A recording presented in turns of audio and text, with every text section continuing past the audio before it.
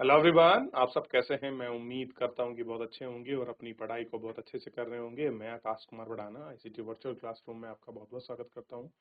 मेरे प्यारे बच्चों, जैसे आपको पता है बेशक हमारी आपका 7th क्लास है और इसी 7th क्लास के अंतर्गत हम लोग बात कर रहे हैं ज्योग्राफी की। और लेसन नंबर 3 है हमारी बदलती पृथ्वी को हम लोग आपका शुरू करने जा रहे हैं। अच्छा, पिछला चैप्टर हमने पढ़ा तो उसमें पढ़ने के बाद कहीं आपने देखा कि मेंटल है, कहीं क्रस्ट है, कहीं कोर है, कहीं भूपर्पटी है, कोई एथनोस्फेयर है जिसको हम दुर्बलता मंडल कहते हैं। कोर की स्थिति क्या है, मेंटल की स्थिति क्या है, क्रस्ट किससे बनी है, भूपर्पटी किसको कहते हैं, कैसे है, और सेल कौन कौन से, इन सब ने आपको देख लिया। अब इसमें कुछ और एडवांस लेवल यानी कि जब हमारी सोच विकसित हो जाती तो हम क्या करते हैं, उससे ऊपर की तरफ हमेशा बढ़ते हैं। तो हम क्या कर रहे हैं इसमें, आपका बढ़ेंगे ऊपर की तरफ। अब हम बढ़े ऊपर की तरफ।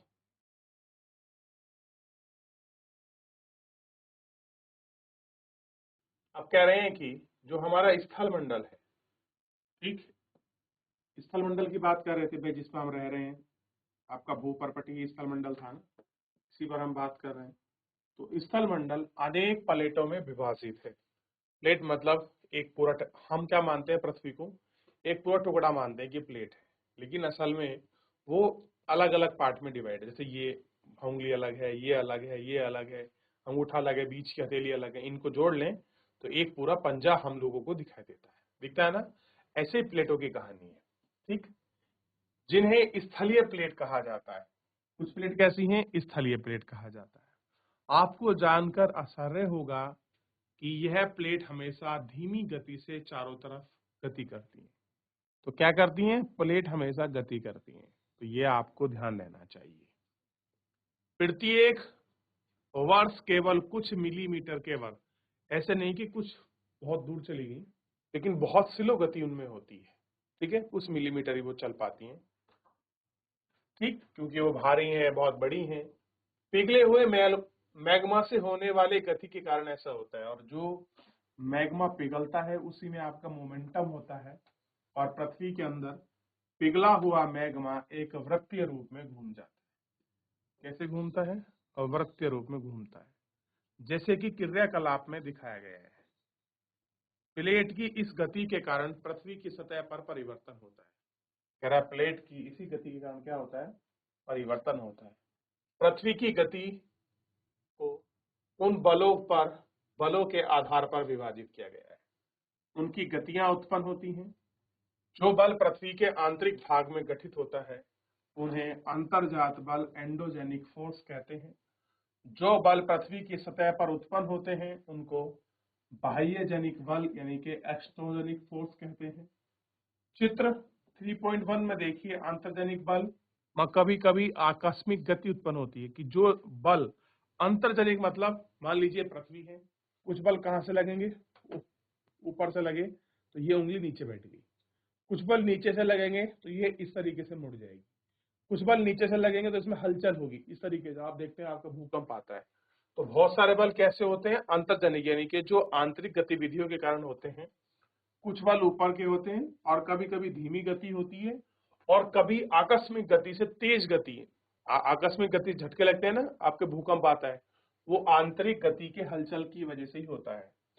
भूकंप एवं ज्वालामुखी जैसे आकस्मिक गतियों के कारण ही पृथ्वी की सतह पर अत्यधिक हानि होती है। और क्या होता है, इसी की वजह से आपका क्या होती है, सतह पर अत्यधिक हानि होती है। तो सबसे पहले आपने क्या सीखा इसमें, हमने यही पढ़ने का प्रयास किया कि भाई इसमें सबसे पहले हम जो कि पृथ्वी एक स्थलीय प्लेट है जो चारों तरफ गति करती है, प्रति वर्ष कुछ मिलीमीटर ही वो चलती है, पिघला हुआ मैग्मा है, वृत्तीयकार रूप में दिखाई देती है। प्लेट की गति में परिवर्तन होता है, अंतर्जनिक और बाह्यजनिक फोर्स लगते हैं। अंतर्जनिक फोर्स की वजह से एकदम गति उत्पन्न होती है, और भूकंप और ज्वालामुखी जैसी गतिविधियां अचानक ही पृथ्वी को गति करती हैं और इससे हानि होती है। इतना देखिए, इतना पूछिए, डाउट हो तो मुझे बताइए। अब अंतर्जनिक और बाह्यजनिक क्या होता है, इनको हम विस्तृत से आगे चर्चा करेंगे अपने लेक्चर।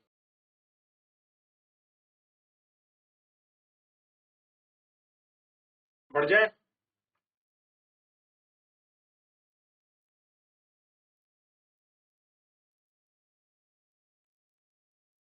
पृथ्वी की गतियां हैं। अब कैसे गति करती है?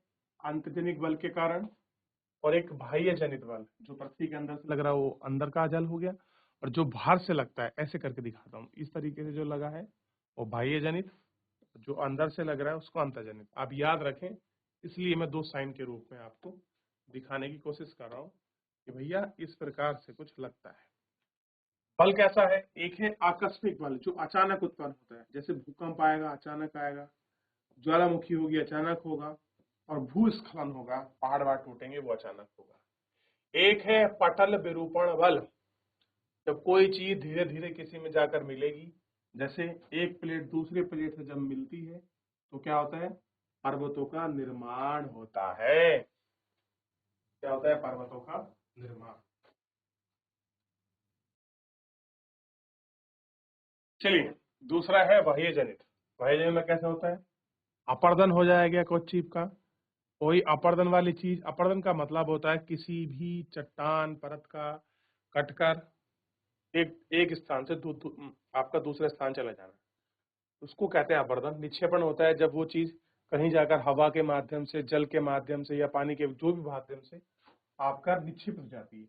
जब कोई चीज किसी को काट कर लाती है तो नदी क्या करती है? उसको अपने साथ बहा लेती है, या पवन अपने साथ बहा लेती हैं, या फिर जो आपके तरंग है, समुद्र तरंग, वो अपने साथ बहा लेते हैं, या फिर जो आपके हिमनद हैं, जो बड़े बड़े पहाड़ होते हैं बर्फ के बहुत बड़े, वो अपने साथ बहा लेते हैं। तो आपने देखा होगा जब कोई आपका नदी हमारे पहाड़ों से निकलती है, हिमालय क्षेत्र से, तो अपने साथ कंकड़, पत्थर, बालू, मिट्टी, पेड़ पौधे, रेत, गाद, बजरी, बालू, ये सब लेकर चलती है। तो ये किस पर है? बाह्य जनित फोर्स के कारण ही ऐसा होता है। इसको इसी दिशा में बनाना ताकि लेकर आपको समझने में आसानी रहे।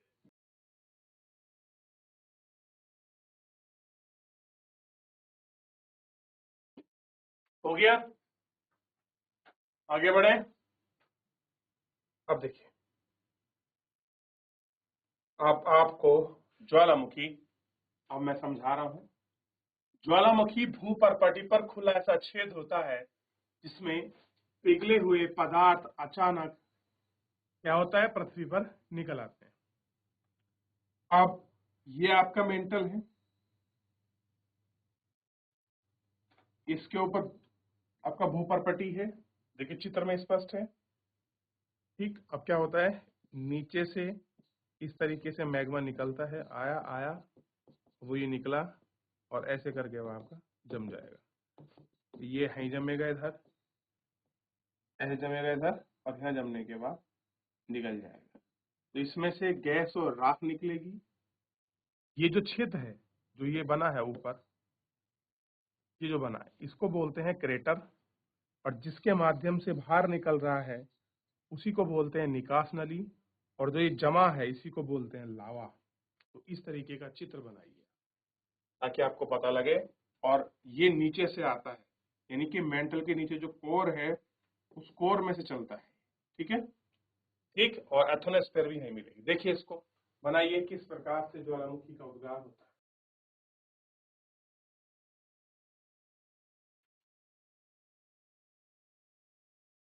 चलिए, इस प्रकार स्थलीय मंडलीय प्लेट की गति पृथ्वी की सतह के कंपन से होता है। कंपन पृथ्वी के चारों ओर और गति कर सकता है। इस कंपन को भूकंप कहते हैं। क्या कहते हैं? भूकंप। चित्र 3.3 में परपटी के नीचे वह स्थान जहां कंपन आरंभ होता है उसे उद्गम केंद्र कहते हैं। क्या कहते हैं? उद्गम केंद्र। उद्गम केंद्र भू सतह के निकटतम स्थानों को अधिकेंद्रित करता है। अधिकेंद्र से कंपन बाहर की ओर तरंग के रूप में गमन करती है। अधिकेंद्र के निकटतम भाग में सर्वाधिक हानि होती है। वह अधिकेंद्र दूरी बढ़ने के साथ साथ भूकंप की गति धीरे धीरे कम हो जाती है। क्या हो जाती है? भूकंप की गति धीरे धीरे कम हो जाती है। देख लिया? उद्गम केंद्र वह स्थान जहां भूकंप उत्पन्न होता है उसे भूकंपीय ऊर्जा या उद्गम केंद्र कहा जाता है। ठीक, ये क्या है, ये उद्गम केंद्र है। ठीक, और जहां पर सबसे पहले महसूस हुआ वो अधिकेंद्र है। ये प्लेट्स हैं, भूकंप सभी दिशाओं में बाहर निकलता है। कैसा है, अलग अलग दिशाओं में अलग अलग रूप से निकलता है। 3 वेव्स होती हैं इसमें, पी वेव्स, एल वेव और एस वेव्स। पी अथवा अनुदैर्ध्य, एल मतलब अनुप्रस्थ और एस मतलब आपका पृष्ठीय। इनके गुण विशेषकर ज्ञात करने का प्रयास करिए। तो भूकंप में 3 तरंगे निकलती, जिनको पी वेव्स अनुदैर्ध्य तरंगे और आपका S waves, L wave sorry, L wave अनुप्रस्थ। तो पी मतलब अनुदैर्ध्य, एल मतलब अनुप्रस्थ, एस मतलब पृष्ठीय तरंगे के रूप में बाहर हमको दिखाई देती। देख लिया आपने,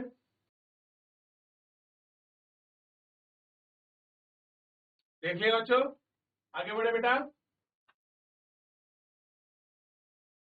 अब देखिए, यद्यपि भूकंप की भविष्यवाणी संभव नहीं है, कह रहे जो भूकंप हमारी पृथ्वी में अचानक उत्पन्न होता है, आंतरिक जो बल लगता है उससे जो अचानक भूकंप निकलता है, कह रहे हैं कि उसकी भविष्यवाणी संभव नहीं है। ऐसा नहीं कर सकते कि भाई हमको भूकंप पहले आपके इंडिकेट करे या फोन करे कि भाई मैं 10 मिनट में आने वाला हूँ, क्षेत्र खाली कर दो, ऐसा थोड़ी होगा। लेकिन यदि हम पहले से तैयार हो तो इसके प्रभाव को निश्चित रूप से कम कर सकते, खत्म नहीं कर सकते, ध्यान दीजिए, कम कर सकते हैं। स्थानीय लोग कुछ सामान्य तरीकों से भूकंप संभावनाओं का अनुमान लगाते हैं कि भूकंप आने वाला है, कुछ वो एक्टिविटी है जिनके दम पर वो, या वो ऐसे बेसिस हैं, एविडेंसेस हैं जिनकी चीजों पर वो कहते हैं। जैसे जानवरों के व्यवहार का अध्ययन करते हैं, तालाब में मछलियां उत्तेजन एकदम से ज्यादा आपके फड़फड़ाने लगती हैं और जानवर अजीब सी आपका बिहेवियर करते हैं। सांप का धरातल पा जाना, सांप एकदम जो छुपे होते हैं वो बाहर आ जाते हैं। कुत्ते आप देखते हैं वो बहुत जल्दी, तो ये सारी चीजें आपकी हमें देखने के लिए मिलती है। ठीक, देख लिया। तो कैसे कैसे क्या कर सकते हैं हम इनको कम कर सकते हैं, जो इनके इफेक्ट है खत्म नहीं कर सकते।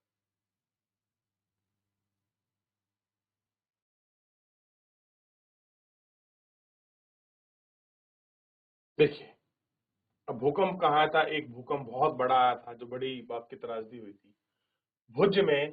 भुज पड़ता है गुजरात में।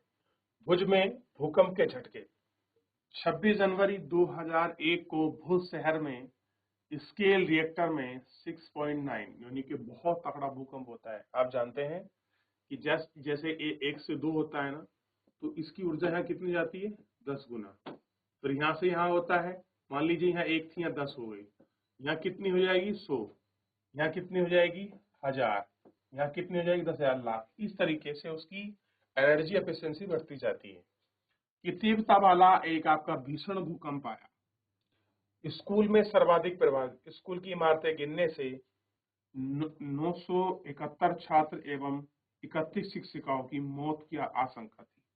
कि भूकंप आया, 971 लोग मर गए, 31 मास्टर उसमें चले गए।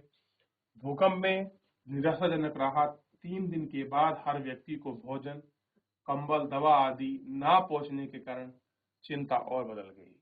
भुज की तबाही, अब जानकारी कैसे मिलती, लाइनें खत्म हो गई, जल प्रवाह हो गया, स्टेशन टूट गए, सारे संचार आपके बाधित हो गए। ठीक, शहर में आग लगी। ठीक, 4 कॉल एवं अंगीठी से पलटने के कारण अनेक स्थान पर आए। भूकंप प्रभावित क्षेत्र आपातकाल की घोषणा की गई। ये सारी दिक्कतें। ठीक, मुख्यमंत्री ने केंद्र से अपील की कि केंद्र सरकार इस संकट का सामना करे और वित्तीय सहायता मांगने में इसकी मदद की, क्या कि इनको हेल्प किया। तो देखिए किस तरीके का भूकंप संकट उनके सामने खड़ा।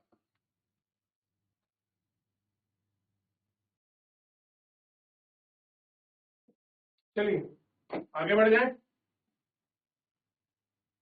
तो मेरे प्यारे बच्चों, इतना ही हम लोग आज के इस लेक्चर में करेंगे और हमने देखा कि कैसे ये सारी चीजें होती हैं।